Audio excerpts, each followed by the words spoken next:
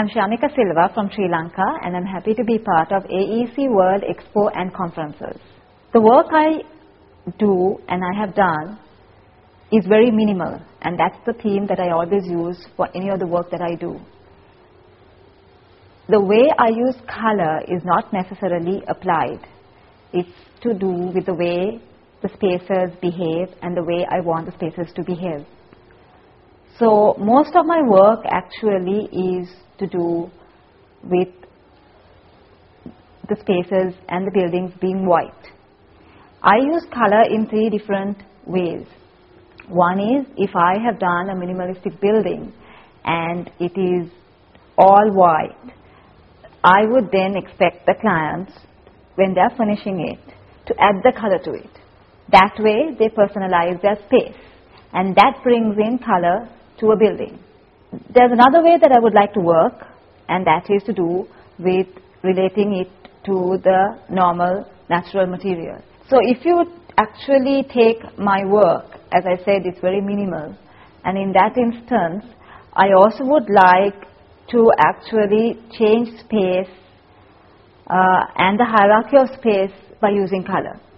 The first project that I would actually talk about is the house that I've done for a client on a 8.8 perch property in Colombo, and it's a very narrow, long land.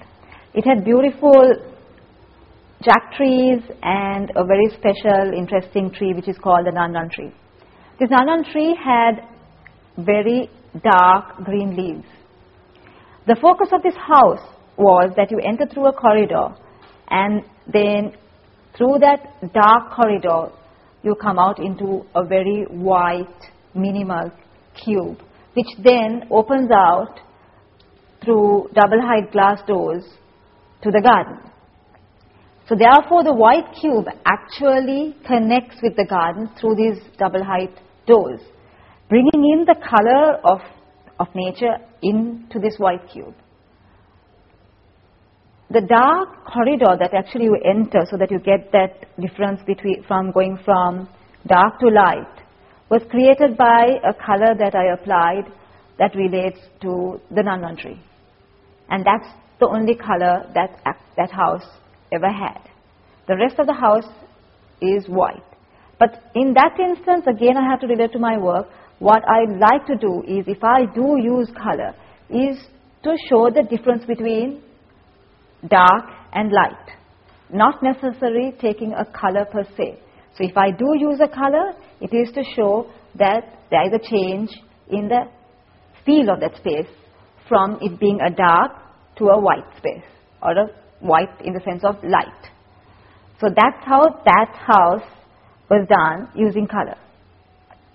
Now, going back to the fact that I spoke about true to material and raw material, materials used as color, is a house I did in Kotte. Now that's a 40 perch property, and the interesting part was that the client was very interested to actually use recycled material. I was interested as well. One is it's actually preserving some of our trees if we can by recycling and using second-hand doors and windows, second-hand materials for the walls like kabuk, even some of the second-hand bricks, railway sleepers. The interesting part about that project is that the color came through natural material, and different walls and spaces were created by these textures and the color that actually came from the raw material. Especially we used the railway sleepers for the balconies, and they gave it kind of a very warm feel to some of the spaces. In this instance, it also helped the cost of the house. It brought the cost of the house down, plus it also enhanced the quality of space by the different textures, which I found was very interesting. Again, going back to my work to do with minimalism, why I like to work with white is that it gives each individual client the chance to personalize space.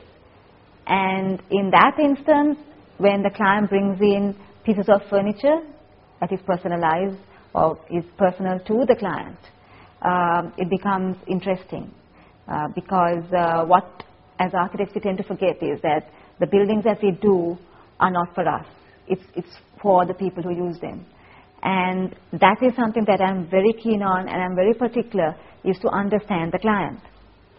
So if you actually spend time in getting to know the client and the client's requirements plus the taste of the client, I mean, that brings in a very important fact into the building, because in that instance, again, as I said, even if the building is white and it's minimal, the individual pieces that each client selects in relation to the building and the colors that the client uses for the furniture or for the curtains or any other artifacts that the client would have will definitely give that space its own individual identity.